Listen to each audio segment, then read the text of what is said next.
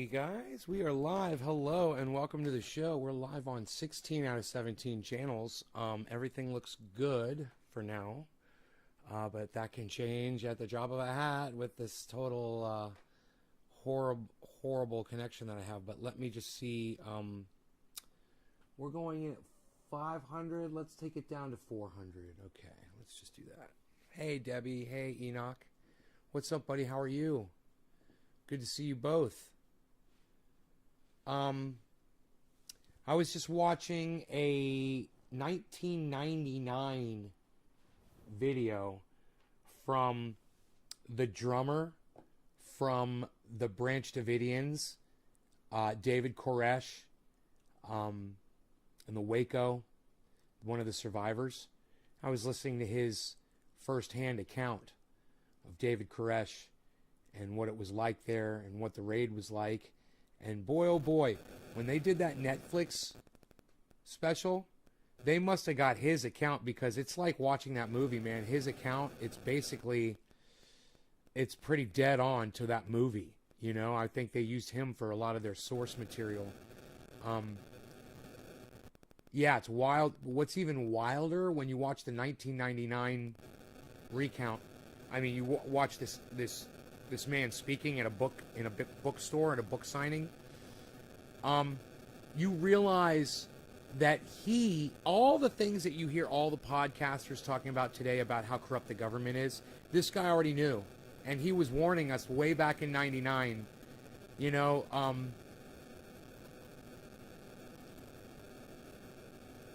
what is that, 40 years ago? No, 20 years ago? What year is this? 2021? 21 years ago, something like that? 22 years ago? He was warning us. And he said, the government is so corrupt and there's no recourse. People don't care, because most people just stick to the narrative of what the government's telling them.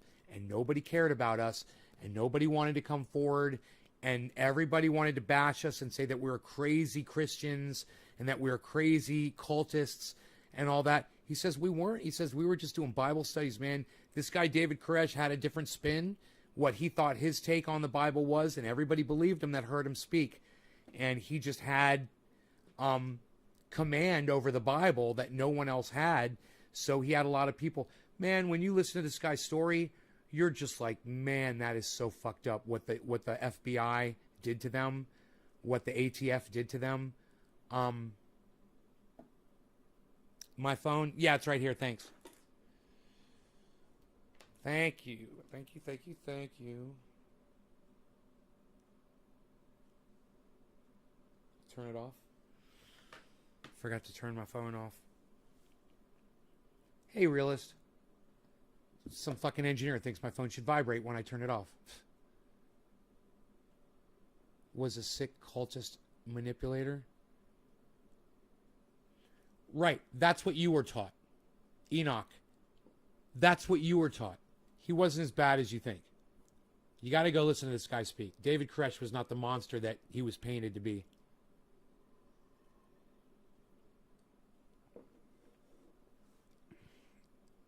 No, he didn't think he was Jesus, man. These guys are all subscribing to what the fucking... You guys are a bunch of FBI fucking narrative totes, you know that? You guys are carrying water for the FBI. You realize that? Go listen to this guy, all right, before you go shooting your mouth off in here to tell me what kind of a person David Koresh was. This guy knew David Koresh better than anybody. David Koresh recruited him. So go listen to this guy before you start shooting your mouth off, acting like you think you know who David Koresh was. You don't. Trust me, you don't. They weren't fair to him when they painted a picture of him. You need to listen to this guy speak. You know?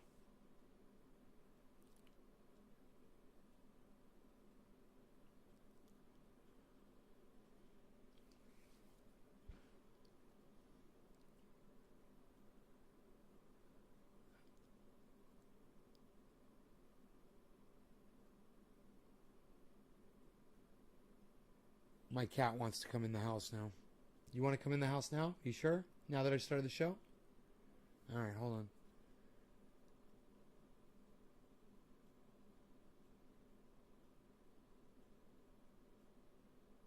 Look.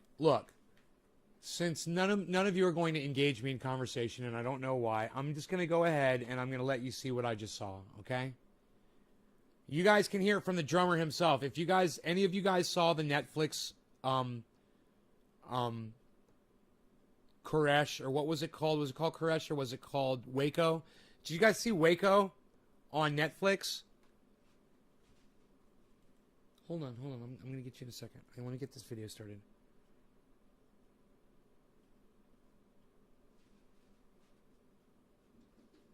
I know. Hold on. All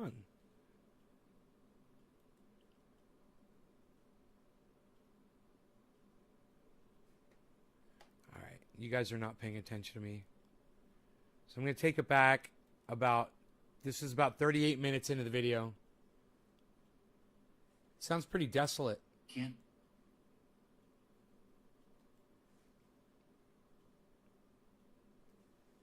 make us out to be the racist that they would have liked to have made us out to, Ben. And some of the reports came out that there was racial issues and tensions going on, which was not true. I'll give you an example, and this is one of the things that occurred, and this is why David was misunderstood, and people like Mark Bro really fought against him. There's reasons, but he had a study one day, and he says, Chris, you say you read about all of it? Yeah, who is the author, Chris? Did you read his book? I hate black people. What really happened? And I was raised pretty liberal. I was pretty shocked. And everyone was quiet. He goes, I hate yellow people. And I hate white people. He goes, we here are people of light. And we're people that want to understand the truth. And that's what I relate to. I want people of light. Wow, who does that sound like? We just want the truth. Who does that sound like to y'all? We're just about the truth, aren't we? That's all I ever talk about in here, facts and the truth. Now, granted, he believed in a man in the sky and so did all of them. But, I'm always willing to forgive people for that indiscretion because they've been indoctrinated. And, you can't blame people for indoctrination. It's right. Sounds like me, right? Hey, man, just want the truth, right? Unfortunately, they were basing their truth on a book of lies. That was their problem. But, hey, feel pity for them. They were lied to since they were babies. All of them. Their mommies and their daddies told them that Jesus Christ died on the cross for their sins and Santa Claus came down the chimney and left them their presents. They were all indoctrinated, man. And, it's hard to walk away from that. It's hard to walk away from Christianity or any religion, Around me. No colors. Nothing to limit you. And he would always do stuff like that to provoke you and make you think. And then there was always... Well, David Koresh was always provoking and making people think. Who does that sound like? Huh. Kind of sounds like me, doesn't it? And I do it just because I love you guys. I can be mean and rude and I can yell and scream. But it's for an ultimate goal is to improve your lives. It's not for me. If I'd stop yelling and screaming, I'd be more popular on the internet. There'd be more people watching the show right now. A wisdom behind it. And that's one of the things that impressed upon me. Well, I'm going to wrap it up to April 19th so we can start taking questions. Several things did occur. And just wait till his wife comes on later. Morgan Fairchild, who he has sex with frequently. We'll see if any of you guys get that joke. People know I was Cheers. reading a lot of material today. And one of the things that I read was by a gentleman who has a very interesting website. And he did some articles. And you have to understand that when you're in a building and they're starting to play interviews from people that hate you and want nothing to do with you and think you're strange and think you're wacko and think that basically you're unworthy of life, you start to realize that there's no allies out there. It's us against the world. There's no allies out there. Understand. Nobody cares. They don't care about him. They don't care about David Koresh. They don't care about the Branch Davidians. They don't care about Jimmy Dore when Jimmy Dore goes out and says, hey, man, I did not commit, sexual assault against, Anna Kasparian. They don't care about anybody. The sheep are gonna sheep. And when you've got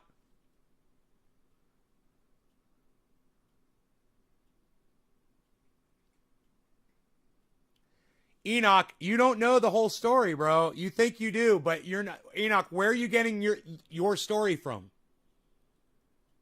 Where are you getting your information from, bro?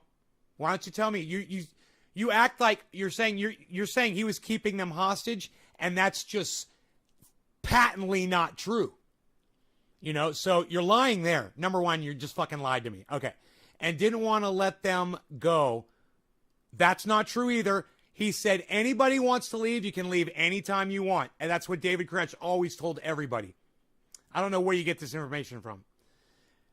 They died because of him. No, they didn't. They were all able to make their own decisions for themselves. And you can't deny that their lives were in his hands.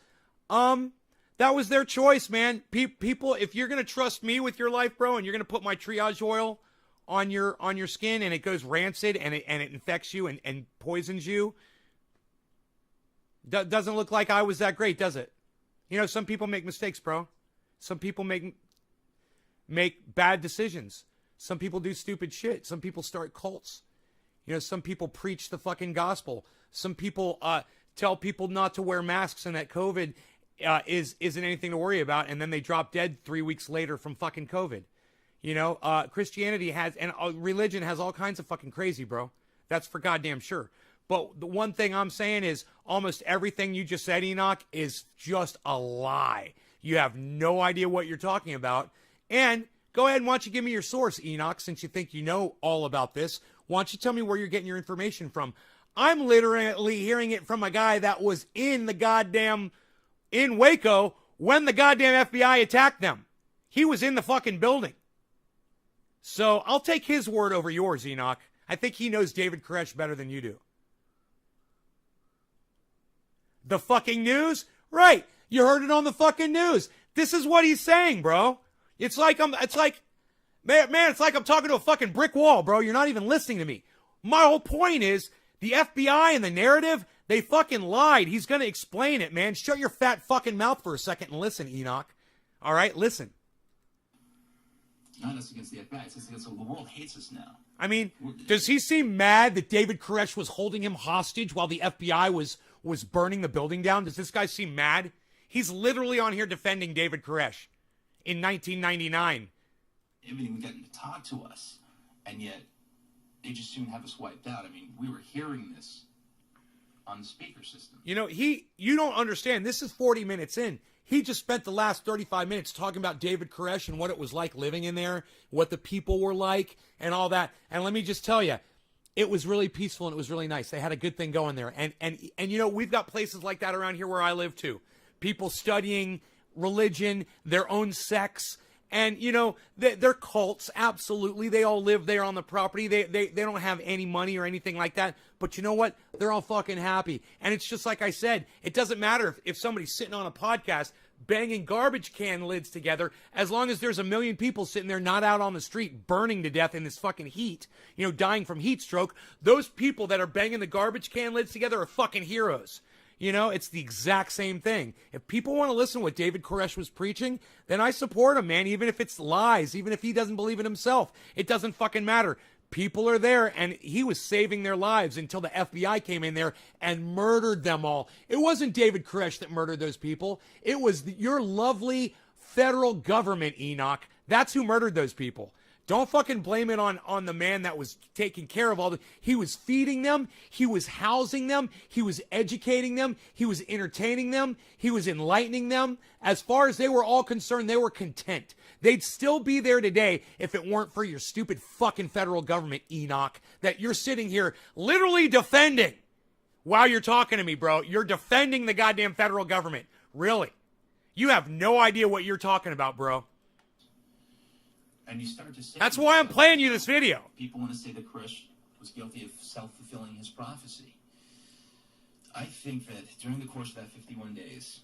A siege. The number of lies that came out... On their home. That the FBI, if there was a guidebook they could follow of what not to do in the situation, That's the guidebook they chose to listen to. They didn't listen to their psychologists. Picked up a Z, a black diamond. I have Nay on the 55. I'm loving life. Definitely making me feel a lot better. All right, Tabitha. Don't increase the tension, but alleviate the tension.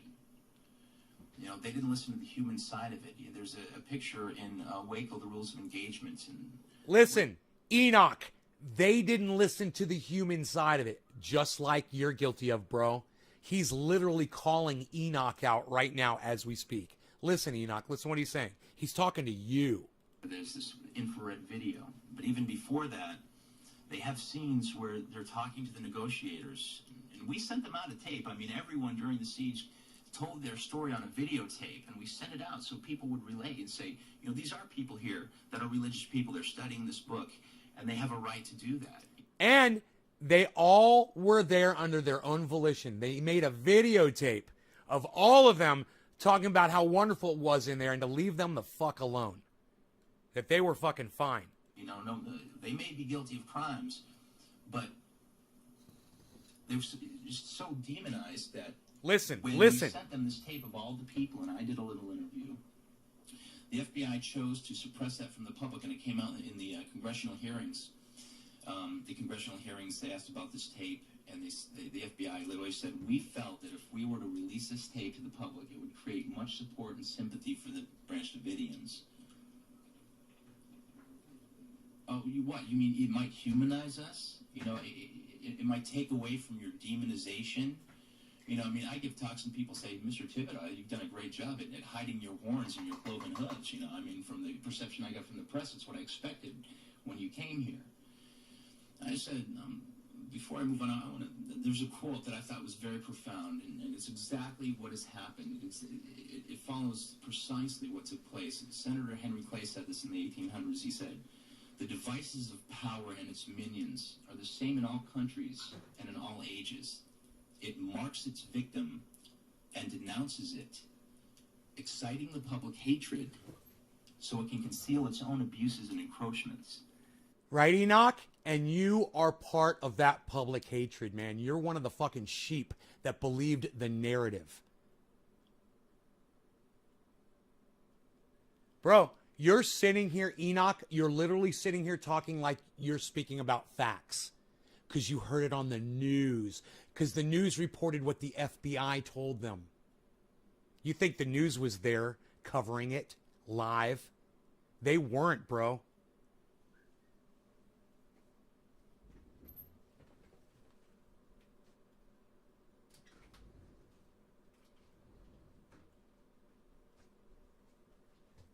You know, they wouldn't let anybody inside. They wouldn't even take the tape that they sent out and play it for people.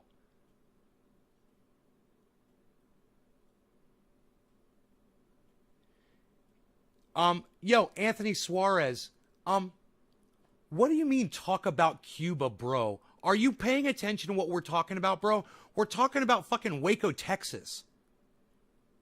Do you hear me having a conversation with fucking 16 other people, bro? When you come in here and say, talk about Cuba, bro? What do you mean talk about Cuba?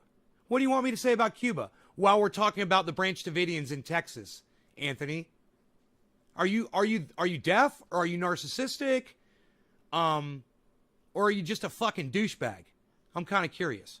Which is it, Anthony? Let me know. I'm betting on fucking douchebag.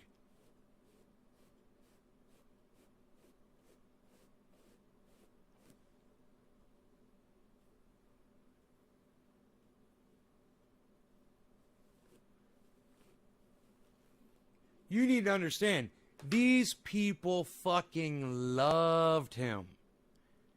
These people loved their leader. They fucking loved him. They didn't question him. They loved him. And anything he said, they just believed it was because he proved it to them, because he was proving things in the Bible supposedly to them that nobody else could do. And, you know, he was just really good at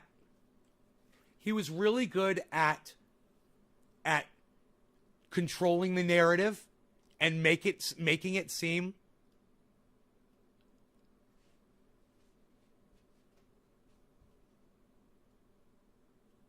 Yeah, Anthony, I couldn't give a fuck about Cuba. I don't give a fuck. I'm not talking about that shit right now. I'm talking about something totally different. I mean, come on, Cuba Wednesday, bro. All right? This is Texas Monday. Should be Texas Tuesday, shouldn't it? A day early. This is Hey, 420. It's Texas Tuesday, a day early. Yeah, you know, we like to talk about Texas on Tuesdays. Like to tune in to Nays Garden and possibly check out if he's doing a bong rip or dabs. And today it looks like he's reaching for the bong. Over here at InfoWars and, of course, PrisonPlanet.com, you can get all the finest dabbing utensils that you will find anywhere on the planet. Also at NaysGarden.com. You're going to want to check that out, too.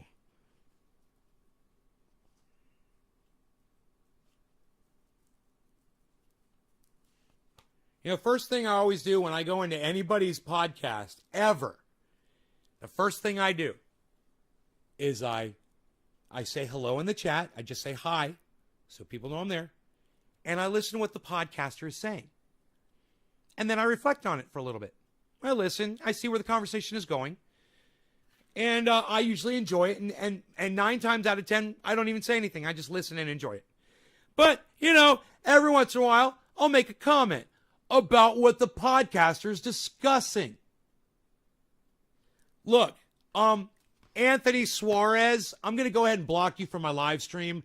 Nobody fucking cares about Cuba, you douchebag. Fuck off. My God, what a random, crazy-ass thing to happen in my live stream. Holy shit. What a narcissistic cunt. Get the fuck out of here, you fucking prick. You want to go outside, Bees? All right, it's hot. 91 degrees. Go, Bees. Go on. Good boy. He's like, don't rush me. All right, happy 420, everybody. Remember your very first bong hit?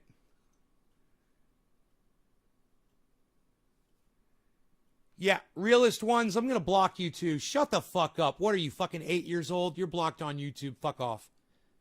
Fuck off. What are you trying to are you trying to lick my ass, dude? You trying to brown nose me? Fuck off, dude. Once again, guys, we're talking about Waco, Texas. We're talking about the Branch Davidians and David Koresh and his cult of Christians. If you guys have a problem with that subject matter, go fuck off. I don't want to hear from you. I don't care if you saw some old video from me fucking 8 years ago. Yeah, you don't need to be on my live stream acting like a 4-year-old that's trying to suck my dick. Fuck off. Cheers to the rest of the adults in the room. Jesus fucking Christ, talk about a little fan bitch, huh? Oh my God.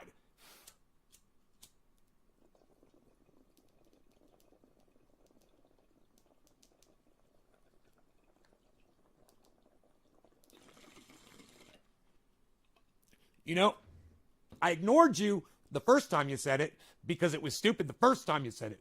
And the second time you said it, I blocked you and called you a cunt because it was still stupid.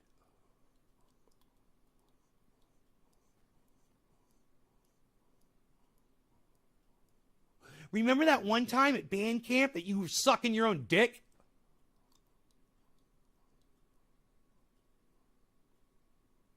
What are you, a memberberry, motherfucker? More like a dingleberry. Cheers, Enoch.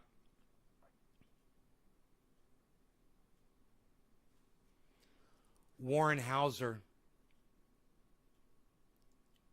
My warehouse money hasn't come in yet, Warren Hauser. Give me a second about that warehouse money. Give me 1 second.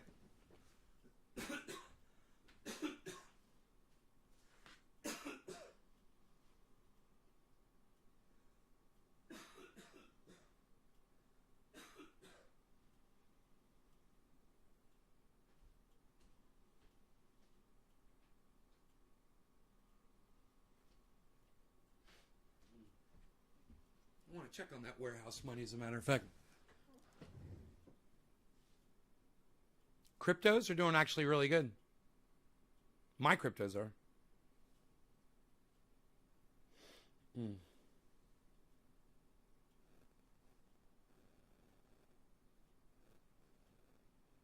Douchebags. Fucking log into my phone, right? Engineer. Alright. What is today? The 12th? Might be a little early. Yeah, today's the 12th. We'll see. We'll see what comes in.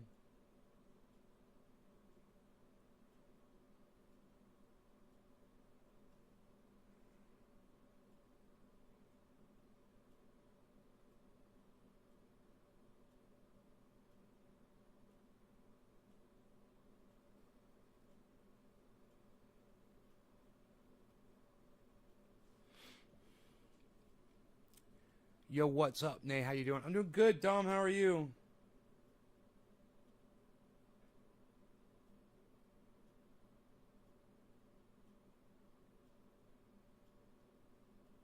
Oh, shit. Look at all these emails that just came in.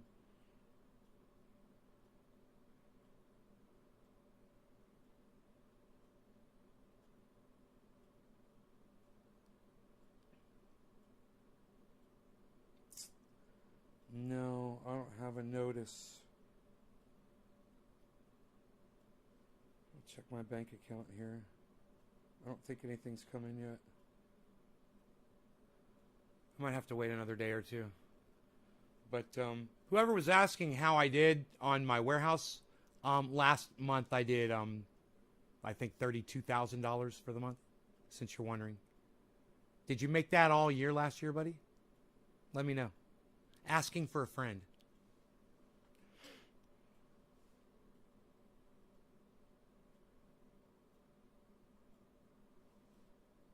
Oh. And take a puff with me. Danimal D86. D86. Okay.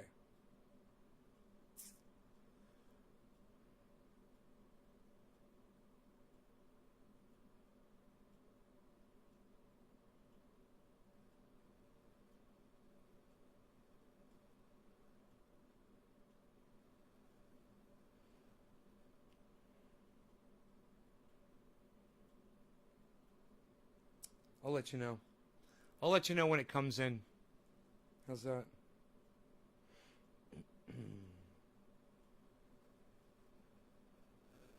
Watch, the phone's going to vibrate one time because I turned it off. Fucking stupid.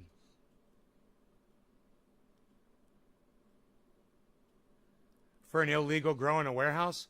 Hey, Warren, why don't you check out the warehouse yourself, buddy? You go tell me if it's an illegal grow in a warehouse. It's a legitimate business, and anybody can look it up and look into it, bro. I make more money than your whole fucking bloodline put together. Your pathetic little bloodline. Your whole fucking, all your ancestors, dude. I make more money than your whole fucking family. All your aunts and uncles and your cousins, your brothers, your sisters, mom and dad, everybody. Grandparents, I make more money by myself than your whole fucking bloodline, dude. You know, and your little poor ass comes in here. And your little poor ass comes in here with your little dick. And you think you're going to fucking be able to top me and ask me how I'm doing financially, motherfucker? I don't know. Last time I checked, bro, I was a millionaire. I'm just saying. How's that feel? I'm a millionaire. What are you? Right. You're nothing. Fuck off.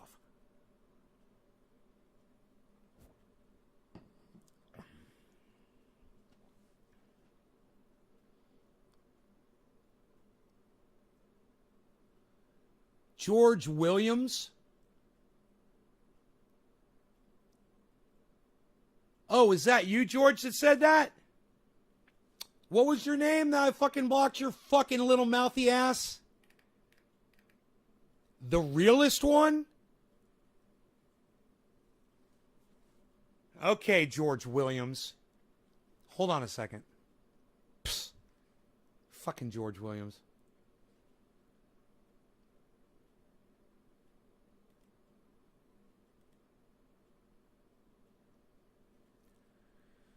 George Williams, the realest one.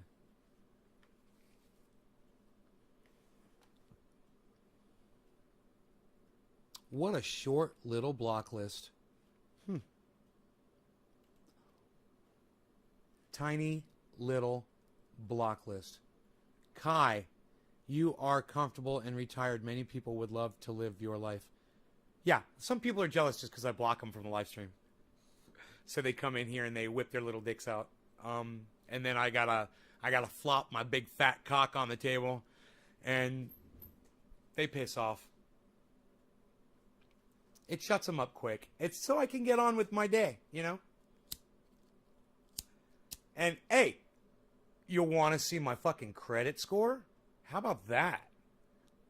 I bet you my credit score is better than your entire family's averaged out. I bet you my credit score beats your whole fucking bloodline, motherfucker.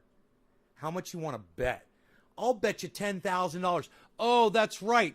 You don't have $10,000, do you? You poor little bitch. And, hey, man, for those of you out there who don't have $10,000 to throw down on a bet right now, I want you to know, I'm not talking to y'all because y'all didn't come in here acting like a little troll cunt like the other one did.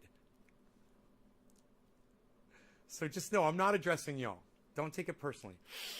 Cheers, guys.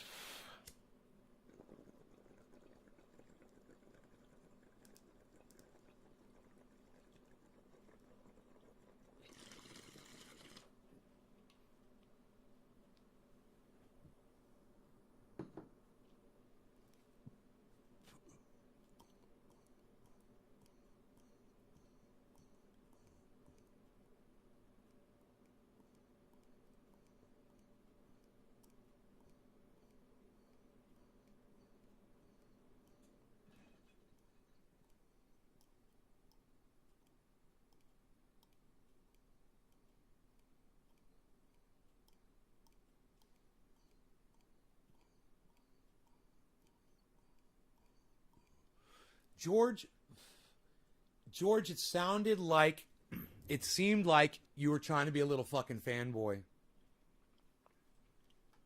Hey, Nay, how about that time you did your first bong hit in the fist bong, and it was their first bong hit ever, and you called that girl, right, George? Don't be that guy. Ever the fuck again, bro. I won't hesitate to block you again.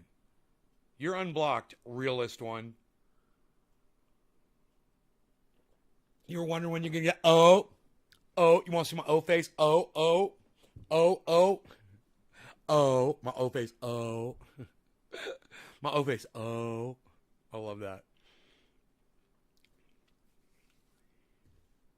You don't recognize your favorite flat earther? Hey, what's up, Daniel? I love you, brother. What's up, homie? Hey, Daniel, why does the sunlight hit the tops of the trees in the morning first? Why is that? Why does the sun only hit the tops of the trees in the morning first, Daniel, can you tell me that? Why does the sunlight only hit the tops of the trees, not the whole tree? They're not bathed in light. As the sun rotates over the flat earth and the sun bathes the entire tree with light as it comes over, why does only the tippy top of the tree light up? Isn't that kind of weird? It's almost as if there's something blocking light from the rest of the tree. I don't know. It's almost as if it's like the horizon blocking the sun from the rest of the tree and not the tip of the tree. Isn't that weird, Daniel? Oh, Daniel, can someone please explain that to me? Why does sunlight only hit the tops of the trees in the morning, Daniel? Tell me this, Daniel. Daniel tunes in at just the right time. Daniel, can you explain to me this picture? Explain to me that picture, Daniel. Why is only the top of that tree lit up, Daniel? If the sun is coming from the sky in a circle and it's rotating around and if the top of the tree is lit up, why isn't the rest of the tree lit up, Daniel? Why isn't the rest of that tree lit up, Daniel? Why is only the top of that tree lit up, Daniel? Why isn't the bottom of the tree lit up, Daniel? Why aren't there any other trees that are taller, that are just as tall as that lit up, that are shorter than that one lit up, Daniel? Explain that, Daniel. Daniel, why, if that sun is as close as you say, okay, Why is only the top of that tree lit up? And look. Why is the top of that tree that's higher up on the mountain, only that tree is lit up and the one in front of it isn't lit up? Why, Daniel? Come on, Daniel. Daniel, why is that tree that's higher up on the mountain up by my neighbor's house, why is that tree lit up in sunlight while the trees down lower on my property are in shade, Daniel? Why isn't that? Why is that? It's almost as if there's something flat, right, that the sun's coming up over like the fucking earth, like it's fucking the goddamn horizon line as it rises over that. Oh, it's clouds?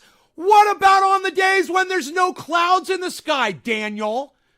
What about when there's no clouds in the sky, Daniel? You don't even make sense, brother. I love this guy today. I love him so much. I would fucking kill any of you if you ever did anything to my friend. I love this guy. But answer my fucking question, Daniel!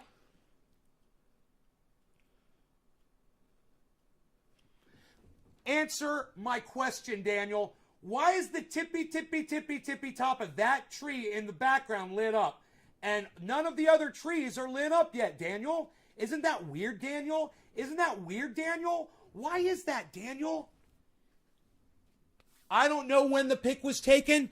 I do. It's when the sun, just as it was coming up over the horizon, Daniel. That's when it was taken. I took it in the morning. I took that picture in the morning as the sun was rising. As the earth was rotating and exposing more of the planet to the sunlight that was 90 or 80 million miles away, bro.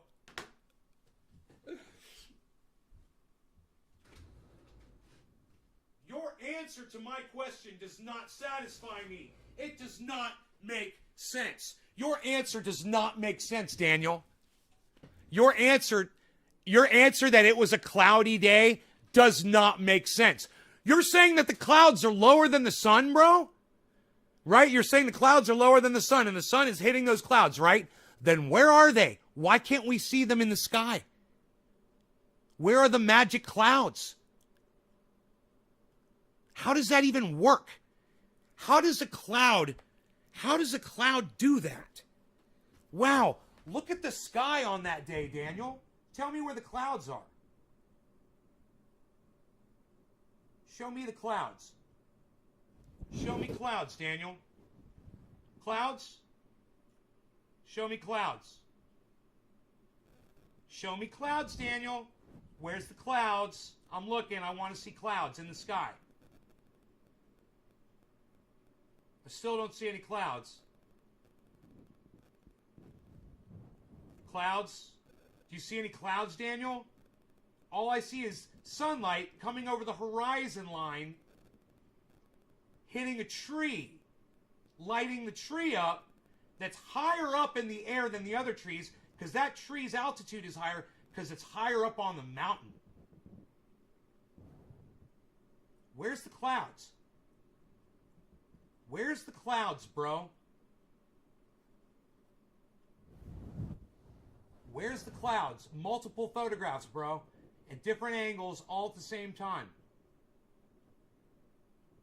I don't see a single cloud in the sky, bro. And I'm looking really hard. Clouds? No clouds. This is not demonstrating the blue sky very well. Here. There you go. No clouds.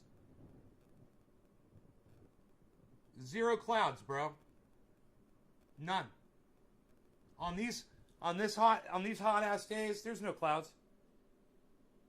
The sun comes in at an angle. There are plenty of days with clouds on one side of the sky. Bro, there's no clouds. This is several sides of the sky. You can see I actually took pictures at different trees. You can see I covered the whole sky, man, from the backyard. There's no clouds. And the sun is coming up. The sun's coming up over there. And I'm taking the picture this way towards the sun. These pictures are taken towards the sun.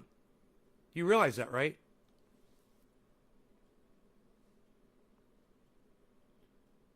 Hey, Daniel, the Earth's a big ball, and you're on it, bro. Spinning around every day. Spinning another fucking revolution, brother. You're on it. You can't deny it. You're on it. And it's a globe, and it's spinning. The satellites that my phone is literally bouncing off of right now prove it, bro. The satellites that I go outside and watch, you think that technology is suppressed by millions of people in the industry? You're psychotic. You're psychotic. Research, my friend.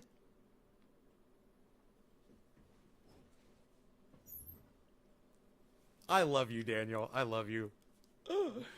There's no clouds in the sky, brother. And there's we're on a big globe, and you know that when you say it's flat, you lose your friends, bro, because they think you're fucking crazy. Listen, Daniel, I love you, brother. I love you like a brother. And I'm going to tell you something right now. You're disillusioned like a fucking cult member, bro, like this guy was. You're disillusioned. You've been lied to. Okay? You're listening to Eric DeVay, who gets fucking destroyed by Simon Dan, and Professor Dave Explains like nothing. Bro, don't send me any links, Daniel. Daniel, do not send. I know that the Earth's a globe, bro. I know the Earth's a globe. You know, ask Jeff Bezos, Elon Musk, and Richard Branson. All three of them just had to master the science to go up into orbit. You know, part of that science depends on the fact that the Earth is a globe, bro. So that's the science that they relied on. And it wasn't just NASA, bro. It's 3 other companies, brother. And then there's all the other countries that are going to the moon now. Israel and India and Japan and China and Russia. And is that NASA too, bro? Is that NASA too, bro? Oh, that's right. It's not NASA. It's the whole fucking world, man. Everybody's in on it. It's a whole goddamn world now. Oops. Bro, I just prove you 1,000,000 times. I'll turn you on to a Simon Dan or Professor Dave Explains, and they will fucking destroy you, bro. They will destroy you. And your whole line of thinking is why you're having a hard time having a lot of friends, Daniel. I'm telling you, people think you're fucking crazy because you think the Earth is flat. Drop that shit, man. You're wrong. Okay? Hey, and guess what, Daniel? You've been wrong about shit before, man. My goddamn deck is sagging out there, bro. The deck that you were going to fix for me? Yeah, well, this is how much science you fucking used on my deck. It's sagging down again, bro. I got to get it fixed again, man. Right? That's your fucking science, Daniel. Man, Mark came over and looked at what you did. He said, man, who fucking left this beam like that with this bracket on there? I'm like, Flat Earth Daniel did. He's like, say no more.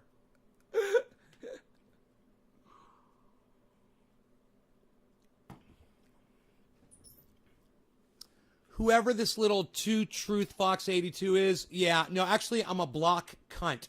You got me wrong. Bye-bye. Bye-bye. Bye-bye. Blocked for 5 minutes and blocked. Oh, ba-pow. Ba-pow. The chat was moving so fast. That was awesome. I love it. Same. Okay, Flat Earth is no different than the Bigfoot shit. Same. Denying science because they're bored and too lazy to read. Round. If the Earth is flat, why is Nay's deck round? We've never been to the moon. Watch a documentary called Astronauts Gone Wild. Danimal, I love you, bro. Of course we've been to the moon. Bro, we went to the moon before you were born, and that's why you don't like it. You weren't alive when we went to the moon, bro. You weren't alive. I was. I was a little baby. My dad took me outside and held me like this, and we watched the rocket go up to the sky, man. We watched it with my mom and my sister. We literally, and then we went back inside and watched it on TV. It's one of my first memories. I was like 1.5 years old, bro, and I remember that shit. It's one of my first memories. You know my first words were? Look at the moon. My first words were a phrase. 4 words. My first word was 4 fucking words. Look at the moon. You know, I bet your first words were ba ba, you know, or some shit that didn't make sense. I had to jump on you when I was fucking out the womb, son. That fucking cunt that came in here and called me something about raging or whatever. What's fucking hilarious about that is they don't know how much I love Daniel. I'm just fucking off. He knows it. Daniel's having so much fun right now because he knows me in person.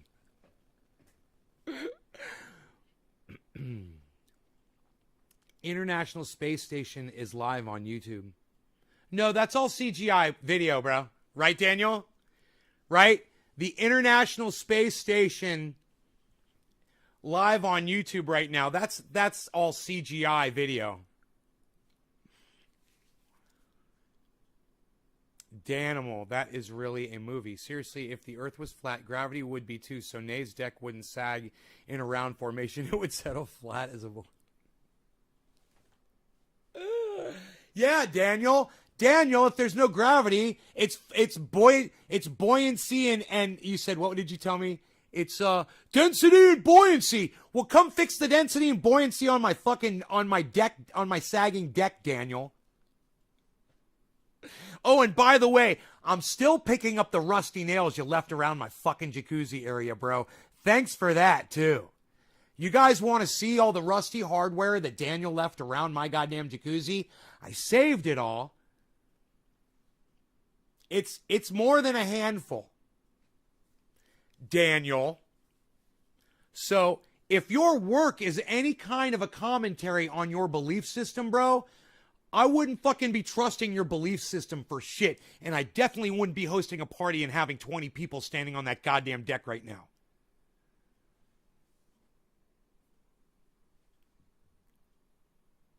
Dude, I'm just shredding Daniel. It's a personal attack. I shouldn't be attacking him personally.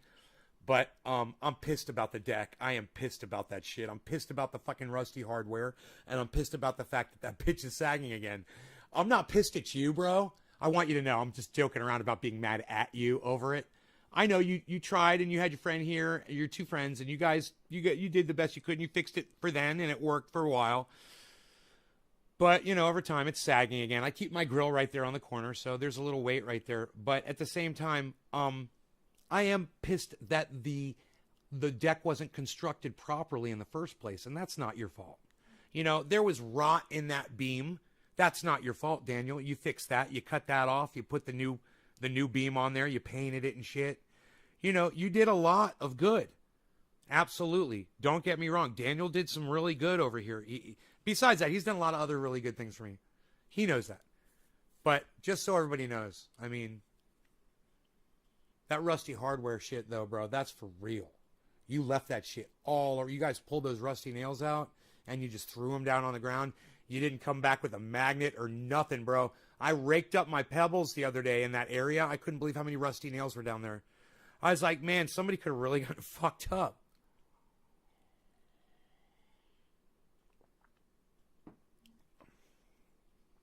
I know, tetanus shots, right?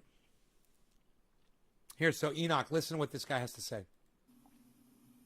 No, I read that. I committed it to memory because it absolutely fit with what happened. And can I just say, his wife, Morgan Fairchild, who is very beautiful and loves him very much, and which he has sex with all of the time. Does anybody get that reference? Happened here, and I'm just going to give you one more parable, if you will, before we talk about April 19th. I'm a big fan of George Orwell's Animal Farm. I'm very happy to see that it is now a TNT movie, and I'm really looking very forward to seeing that. But if those of you that are familiar with the story will know that the pigs... Boy, that's pretty interesting equalization. That the pigs were the power structures of the farm, and the horses were the workers, and everyone had their role. And every time one of the farm animals questioned the authority of the pigs, the sheep, who weren't too bright, the sheeple, would break in to their mantra. 4 legs good, 2 legs bad. 4 legs good, 2 legs bad. And the whole farm would break into this mantra. Patrick, I'm putting that on Twitter. Thank you so much, Patrick Baker. I'm putting that on Twitter right now. Thank you so much for that, man. That is so nice of you to say that. Thank you. And they would forget the question. They would forget to question the pigs and question authority, because the whole world's saying 4 legs good, 2 legs bad. And the FBI, over the course of 51 days, every single day consistently, federal agents good, Branch Davidians bad. Federal agents good, Branch Davidians bad. And the entire nation joined in. You know, and it's a shame, because I feel that we have the greatest country on the face of the earth. I feel that Americans are incredibly industrial. I mean, we've done so much to advance technology and to advance this world that we're not smart enough to say. I mean, there should have been someone that said stop. That was Janet Reno's job. She said stop. You know, these people may be strange, you know, but there's 2 factions here. Listen, Enoch, to what he's saying. These people may be strange. And there's kids involved. Which brings me back to my original point. In Waco, the Rules of Engagement, when they go in and they show the negotiators, you get a picture of what they called the compound, what I called my home. They get a picture of Mount Carmel. And they get a picture of David Koresh, and the whole mental attitude was, that's the criminal. This is the enemy. We need to get him. They should have had pictures of Serenity Jones and Joseph and Isaiah and Startle and Cyrus and the kids that were in that building. That negotiator's house and the tactical commander's houses should have been lined up with the pictures of these kids, and the attitude should have been... They murdered all of those people, and he knew all of them, man. They were his family. Realize that what this guy is saying, okay? No matter what his belief system is, he's a human being, you guys. This is an innocent child. We need to do whatever it takes to get them out of there. And if it means speaking Koresh's language and not, you know, chastising him in the media and getting 2 theologians in that are willing to work with us, like James Tabor and Phil Arnold, who Koresh wanted to get his manuscript out to, then that's what we got to do. I think it's unfortunate that in such a brilliant nation that the ball was dropped, that we lost sight of that, and people are dead now because of it. You know what, I'm not going to talk about April 19th because I want to open up to questions. I know we're running out of time, and I know that someone's going to ask me about it, so we'll get into some really juicy stuff there. Someone thinks it's a good idea over there to have a flickering picture over there at YouTube. Some engineer thinks that's a good idea to have a flickering picture. It's going to go national, so if you have a good question, stand up and face the camera and make sure everyone can hear you. Yes, sir. The point you just made about the protection of the children, shouldn't that have been a two-way street? I mean, shouldn't the rights of the children been, or the obligation of protecting the children been considered from the Davidian standpoint as well, in terms of, good point. Well, maybe we should drop this. Maybe we should put the children's safety ahead of our principles. It's a good point. Go ahead and surrender for the sake of the children. In their minds, that home was the safest place for those children. That's where their parents were. And that's where their school was, and what the fuck were they supposed to do? Send the kids off to fucking, you know, to foster homes? That's a very interesting question. It's a very deep question. I know it's one that most Americans had on their minds during the course of the 51 days. There's a couple things that I think you need to understand. Number one is when a tank drives through your living room, you tend not to go out to those people that are assaulting you. When they start setting up speaker systems, you know, you tend to incorporate as a group and say, this is my family. But I think the more important issue is that 18 people, including men, women, and children, did exit during the 51 days when negotiations were going good. And Koresh had one negotiator he liked a lot, and he kept asking for him. They pulled him off. You know, he's basically a Christian guy. He wanted to help. He really did, and Koresh had a great deal of respect for him. They pulled him off during the course of 51 days. They went through, I think it was 19 different FBI negotiators. You can't establish a rapport. You can't build a relationship with someone while that's going on. 19 different negotiators. Why didn't they show that in the movie on Netflix? They could have done that in 19 seconds. They could have done that scene in 19 seconds. Literally, 1 second per negotiator, and ended on the 20th second on the last one, and kept going with the movie. And they chose to not show you so people like Enoch would believe the narrative that these were bad people.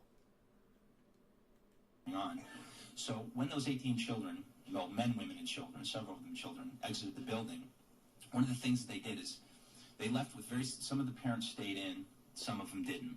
The kids that exited left with very specific instructions. We had very specific dietary rules. We didn't want our kids out eating candy bars and running around like kids of the world, if you will. We believe that. Wow, they didn't want their kids eating sugar. What do you know? What do you know? Don't eat fucking sugar. Oh, I get to show my belly again. I get to show my belly again. What? Ladies?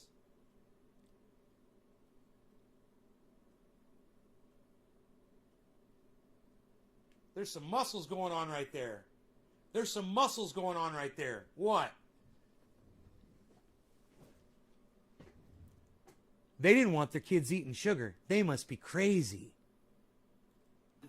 You know, according to our scriptures, there's a certain way these kids should be raised, and that's how they were raised.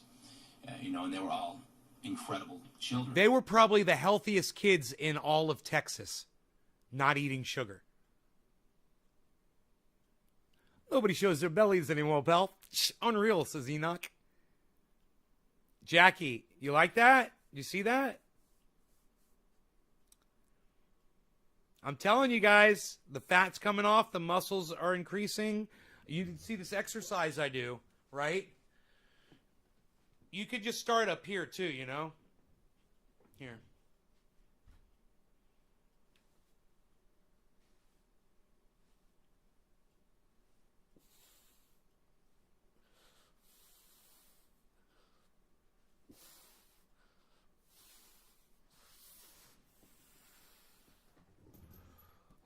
Lost a load of weight. Congratulations. It's not easy.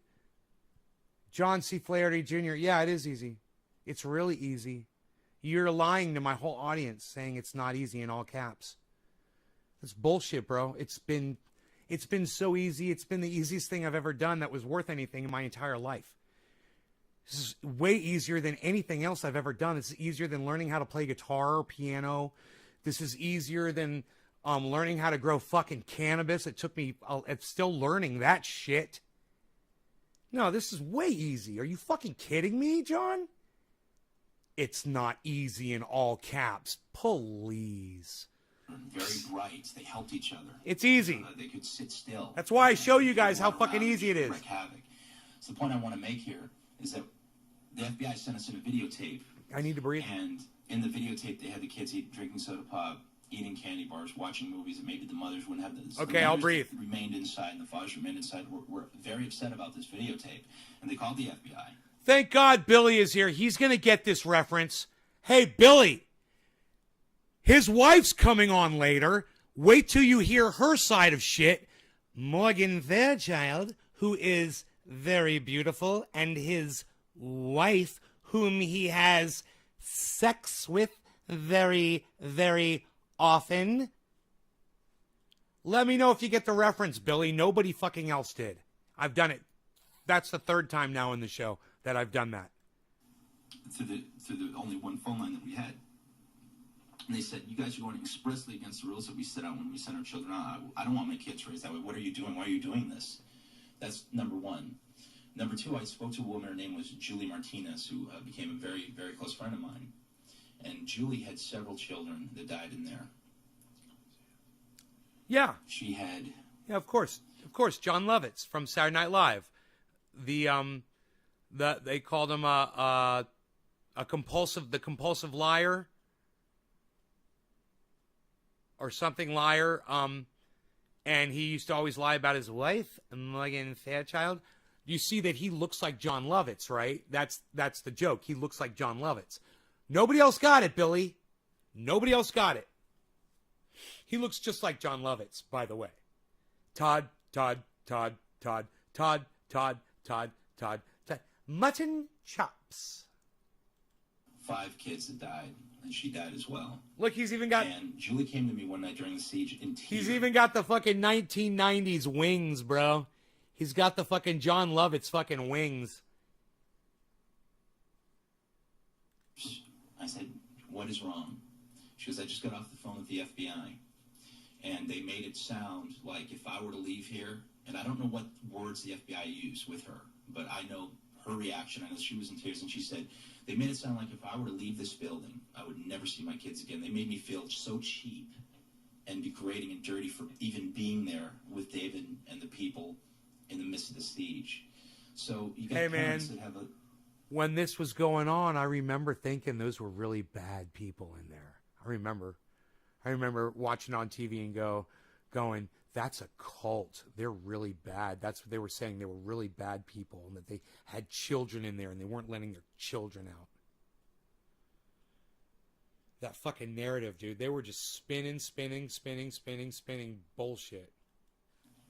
That believe they're never going to see their kids again, you know, and maybe it is a selfish thing, but when it comes down to a mother and a child, that's a very strong dynamic, and that's a lot of the reasons why people stayed in. And incidentally, the kids were placed in the only area we had left to go. That was it. Most of the kids were at the back of the building in the concrete structure, and they were placed under wet blankets. Now, I've had federal authorities say, well, they were placed under the wet blankets, you know, to make it look like you guys weren't committing suicide. I think that's the most ridiculous thing I've ever heard in my life. You know, they had no place to go. The back on April 19th was cut off. The media wasn't allowed back there for some mysterious reason. According to the infrared videotape that's on Waco, the Rules of Engagement, and I cite this in my book, several gunshots were going off at the back of the building near the tanks. Now, people want to ignore this. You know, people want to say that I'm crazy and I'm some kind of conspiratorial nut for saying this. Right now, listen to this. You tell me where in the story on Netflix they played this part. Listen to how fucking sick this is. I've seen the video. You can go rent it at Blockbuster. We have 2 explosions at the back of the building 6 minutes before the fire begins. We also have several rounds of fully automatic weapons, according to Edward Allard, I believe his name is. He was one of the gentlemen that holds patents on the infrared video technology. He says this is absolutely fully automatic weapons fire. Nothing in nature makes this thermal signature. And you can see these little flashes going off. 2 different areas. And the most amazing thing to me is as the fire is building, you see the flashes back up. You see the flashes go from the forefront closer to the building and start backing up as the fire is increasing. I wish I were making it up, but I'm not. It's I have a question, and He spoke about it before, and I'm going to tell you guys it's pretty fucking sick. When the fucking, I don't even want to tell you guys this because it's so horrible, but they don't tell you anything about the dogs in the movie. There's no mention of any animals at all, right? Well, they had a pen full of big dogs in the back, you know, a family of dogs and shit. And the DEA, those shots, the very first shots you heard, they went back there and they shot their fucking dogs, man, that were penned up in a chain link area. And they shot and killed the fucking dogs. And Netflix doesn't even show you that shit.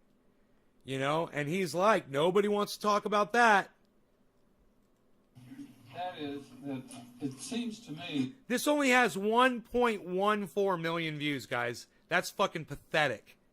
that every action that the FBI took was directed at the children. In other words, when they introduced CS into your Mount Carmel, and this was discussed in the joint congressional hearings, they targeted the children. They targeted the children with the idea that their mothers would try to save them and rush out. They also knew that every adult had a gas mask, but gas masks are not made for children because they don't work. The lungs are not strong enough. Another area of targeting the children, I think, was the so-called psychological ops program where they showed the What's the bright question? lights and the loud music and the other What's the question, man? You fucking conspiracy nut. What's the fucking question? unusual sounds. Now, they claimed that David Koresh was brutalizing, in fact, beating, quote, beating the children, is what Janet Reno told her she was beating doing. babies was the Beating babies. And I think all of us can understand that if someone is susceptible to violence, then under stress, he's likely to engage in more violence. So these psychological operations, again, would target the babies and make them be beaten more by Mr. Koresh. So do you think that the FBI had any concern for the children as they claimed they had? Not according to the actions, and that's such a great point. I'm so glad you brought that up. During the course of the 51 days, playing this music, I mean, I'm a pretty peaceful person. And there was one time during the siege where it was annoying me to the point, because when you're tired, you put in earplugs, you can sleep, through just about anything. I mean, it's amazing how the human spirit can adapt. Wow. We're very adaptable. Kids aren't so adaptable. Kids are adaptable, but it will definitely affect children more so than it would adults. One of the things that just is absolutely shocking to me is the fact that they would use these psych-ops on the kids. But more importantly is people have to understand about the CS gas that they use, the tear gas that they chose to use. Internationally, and I've done a little research on the subject, internationally you cannot use CS gas in wartime. It is banned. However, there's no law stating we can't use it against American citizens. Wow. According to the Dow Chemical Report on CS gas, it says that CS gas is a riot control agent that is only to be used outdoors in an outdoor riot control situation, never to be used indoors, especially, it says, amongst women and children, especially children whose respiratory tracts are not fully developed. It could kill them. Failure Analysis, who's a scientific organization, they did a report on the CS gas in the form throughout the course of the 6 hours of April 19th, how much gas they put in there. In some areas of the building, they put in CS gas that was 4 times the amount needed to deter a trained soldier, let alone what that will do to a little baby. Boy, I don't want to lose my next point. This CS gas to me, was one of the most barbaric things you could ever experience. I mean, I can't believe that they could use that. And Joyce Sparks, who was the individual who was in charge of the state investigation against Koresh and the child abuse issues, had come out to the property with the sheriff's department. And Koresh knew Jack Harwell, the sheriff of Waco. We had worked with law enforcement in the past. We invited the ATF. We didn't go looking for them. They made it sound like we went looking for them, like we had some plan. She said in an interview that she urged the FBI not to do the CS gas plan, to wait them out on the 7C manuscript, urged them, and said, well, basically, should I get my team ready? And they said, no, don't worry about it. One time, don't worry about it. What were they planning? One time during the negotiation, they were asking how many fire extinguishers we had in there. And did a report, said, we have 2 fire extinguishers in the building. And the FBI negotiator said, well, it's about time you buy some fire insurance. I mean, this might, go figure. Which brings me up to my next point real quick. Another interesting, terrible tragedy that occurred a few months before our attack, and that, of course, is Randy Weaver and what happened to his family in the middle of Idaho, in the middle of the side of a mountain. And without getting too detailed, I just want you to know the mentality of these people. And this is what happened. This absolutely, it came out in the trials for his case. Right, His George? son, Sammy, thank you, was shot. His dog started barking. They went down. A marshal shot the dog. Sammy shot at the marshal. He ran back, and one of the marshals shot and killed him. The next day, Randy Weaver put his dead son in the shed next to the house and was walking to the main building, and FBI sniper Lon T. Horiuchi, who was one of the only people that has been left on the lawsuit. We have a civil case against the government. All the people we're going after has been thrown off, except Lon T. Horiuchi, who was the FBI sniper that was there that day. Lon T. Horiuchi gets Vicki Weaver in his sights. Now, he starts opening up on Kevin Harris and Randy as they're running into the house. Vicki's got the door open. She's got her baby in her arms, and Lon T. Horiuchi from 200 yards away with a high-power scope shoots her in the face. She falls forward with the baby in her arms. Now, in the trials, during that particular case, it was asked, Mr. Horiuchi, didn't you know from 200 yards away that this woman had a baby in her arms? And he said, no, I thought it was a firearm, so I shot her. Now, I've talked to snipers I've talked to people that have been in the military. Anyone here in the military? Was in the military? 200 yards away, do you know what you're shooting with a high-power scope? That's all I want to know. Yes, you do. This gentleman's waving his head yes. There's several people from all over this country that I've spoken to have told me the same thing. He knew what he was shooting. But here's the key. The next day, they had speaker systems set up in that little debacle as well. The next Dude, day, if 200 yards, he could see her face in that scope, he could definitely see what she was holding in her hands. That is so fucked up. the negotiators or someone from the FBI got on the horn. They said, Randy, what's Vicky going to make you for breakfast this morning? I mean, that... Yeah, Dominic, right? And we've already heard the goddamn narrative. Now let's hear it from the actual witness that was inside the fucking building living with them. All right? Let's hear it from the guy who the whole fucking movie was based on. Let's hear from that guy. All right, Dominic, shut the fuck up. That's unfathomable to me. That our federal authorities, our servants, people that under the Constitution have taken an oath to serve the American public would do that to anybody. I don't care if he's a fascist or a racist. He has certain rights. This guy was never on trial. I don't want to get too far off. I just want you to realize that this kind of stuff happened to us all the time during the course of the 51 days. The FBI agents would moon us. The women would be looking out of the windows and they'd be mooning us and sticking their middle finger up at us. I mean, it's just, I'm so sick of anybody just fucking coming in here and talking shit. Two sides to each story. Hey, bro, you're defending the goddamn United States federal government, Dom? That's not a fucking story. It's a lie. That's not two sides. It's the government lying and the actual story from a witness. Yeah, don't fucking defend the fucking federal government, bro, please. It's not two sides. Yeah, well, shut the fuck up and listen then, Dom. Don't say two sides to each story. Fucking be quiet and listen then, man. Or contribute something that's worth contributing, man. Please. Federal government? Yes, sir. Everybody, including Enoch, has already heard all the fucking lies. All right? I don't want to fucking hear it anymore. Two sides my dick. Before the siege, before all the troubles and the siege began, describe a typical day. What did you do? Were you happy there? What were some of the do's and don'ts, rules and regulations before all the troubles began? Great question. In my book, a place called Waco, I spent a lot of time on these issues because humanly you go through a lot of mixed emotions. Right? So not only was he there, and I guess this was in what year did you say this was? 96 that this occurred, right?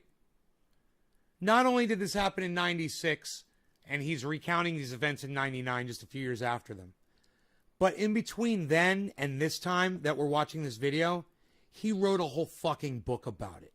So he wrote a book, he interviewed people, he researched shit, he went over his thoughts, he made fucking notes, he compared them with other people, I'm sure. This is a very thorough and together individual, obviously. Even though his wife is Morgan Fairchild, and she is his wife. Understand, consider the source. Consider the source, okay? Especially when you hear how he met David Koresh and how he got involved in the whole thing. He's a Christian, man. He was into the Bible. He was a Christian. He was into the Bible, and he was a musician, You go a lot of the things I questioned a lot of the things that were going on in there. But basically I understood one thing, some of the stuff that occurred there was a part of the plan, and I accepted it. Generally, we would play music or build. We spent most of our days building and beautifying the property. We didn't do that because we were planning on committing a mass suicide. We had put in the tracks. We were building up the house. We had built a pool for ourselves. See, it wasn't a suicide cult, so he's making that clear. We weren't planning on killing ourselves. We were making a nice, beautiful resort kind of area for us and the kids. Place to grow, nice. And most of the times were spent working, and in the evenings we would study. We had 3 square meals. And some of the women would prepare, and we would all come in and eat together. And the studies usually occurred in the evening. That was your basic life. There were periods of time where we would watch movies. Everything was on occasion. There were times when let's do a dab. Ice cream. There was times. Cheers, guys. Quarter of the hour. And everyone in the community had a burger. But basically, people stayed A there. burger. They believed David Koresh was inspired. I believe David Koresh was inspired. And basically, we spent our lives learning this truth because, according to the truth, and if you get into this very deeply in the book, according to the truth, this group was going to be targeted. there was going to be attacks. And we had prepared for that. At the same time, Grush did everything humanly to try to avoid the situation. He also believed there was another plan. You hear that, Enoch? And that plan could go forward with music, and he could reach the world that way. Try to do everything So to it's avoid kind of that confusing. It's situation. holistic. And that was one of the hard things Mutton in writing the book. chops. It took me several years to even He went with conceive mutton writing this chops. book because I thought it was such a complicated subject. Cheers, I thought guys. There was no way I could explain my experience. I still think to this day there's aspects of the truth that I don't even get into. I did not want to get into David's scripture in this book because I don't believe that that's my role or that I'm inspired to do that. So I'm trying to tell the story from my experience without getting to the hardcore belief of why we were there. And that's what's very difficult for me in writing this book. And, I think it's something that can be researched. There are some of the Davidians that have written down their version of the Seven Seals. And anyone that's interested can look that up on websites. I couldn't quote the site right now, but I didn't feel it was my role. But what I did feel was that, we were out there studying, we were out there living, and we bothered no one for 60 years. Were you free to leave, to go to a movie, to go on a date, to go to the mall, drive to Dallas or Houston? If you really wanted to, everyone's always free to leave. That's part of your free moral agency as a person. I mean, generally the group did things together, and the group didn't really depart from that. Considering that we were one body, according to several scriptures, if one person does something that's against the basic rules of the community, it affects the entire community. Oh, that's And so tasty. living under that structure, yes, Tasty it was flavors. a rigorous structure, and yes, it was a very monastic lifestyle, but at the same time, Monastic? it was a lifestyle that everyone chose to live. I don't know what monastic And I could means. have left at any time. But consciously in my head, I did not feel that I would be doing the right thing. I don't think that I could have been left David to do my own. Steve Hollowell says, not really. I don't know what you're saying not really to. You say the same shit the news says. Very often I do. Very often I do report the news from the AP, CNN, Fox, podcasters.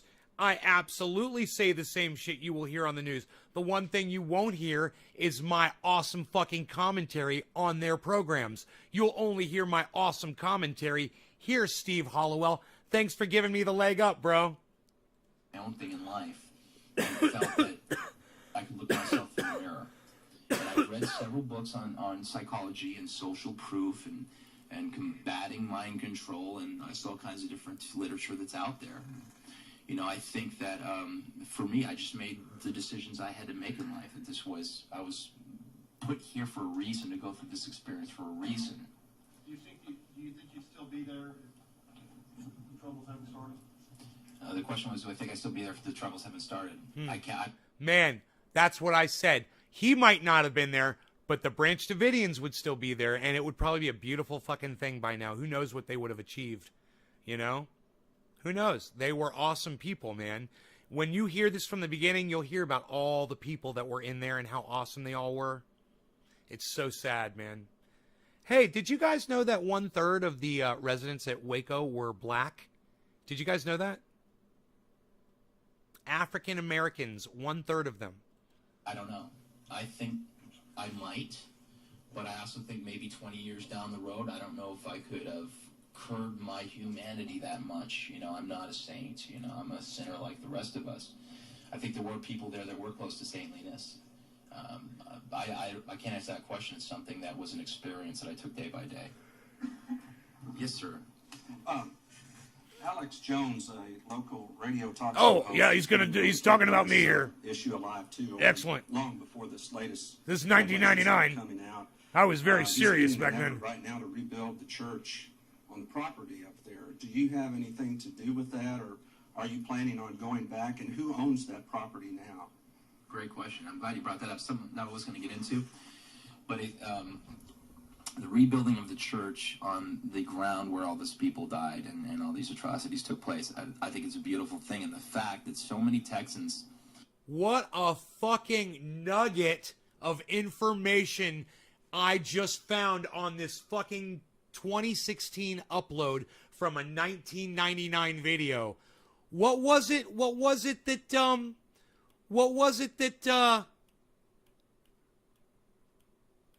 who was that said that? Steve Hollowell? What was it you said? I say the same shit the news says. Yeah, you see this one on the news? Tell me which news program you saw this one on, where he talks about Alex Jones. Tell me which news program you saw this on, you fucking cuck bitch. Due to Alex Jones and due to people that do care. Yeah, that you do know, they were lied to. you want to look at our We've products come for sure. forward. Infowars.com, Not only donated their prisonplanet.com. materials We donated a lot. and money We're gonna make put this this project church together. happen, but they've donated their time. Yes. They've come out on We're working Sundays, hard. and they've helped to rebuild this church so we can have a standing monument, a sanctuary. That's nice, man. Out Alex, there, not only for Alex people to Jones. study, but as a symbol that the human spirit will endure, and we are adaptable. And as long as you hold on to your purpose in life or your sight, you don't lose touch with that, with what you consider to be God, and what you consider to be right for you, that you can overcome. You know, those people didn't die in vain, and I think it's just so amazing to me, especially in Texas here, because I mean, how much demonization was there here in this state during the whole thing? I mean, I came out of there, and I remember standing in front of the grand jury, and I felt mentally raped. The last thing I wanted to do was stand before 18 people that lived in Waco, that looked at me like I was the biggest freak they ever saw in their life, and didn't believe a word I said. That was the most uncomfortable situation I've ever been. I've been CS gassed, and that was a little more uncomfortable than the CS gas, frankly. And I got to tell you, man, I believe this guy. I listen to this guy, and I'm really good at just listening to people and judging character. I think I'm a really good judge of character. First time I heard Vouch, I was like, no.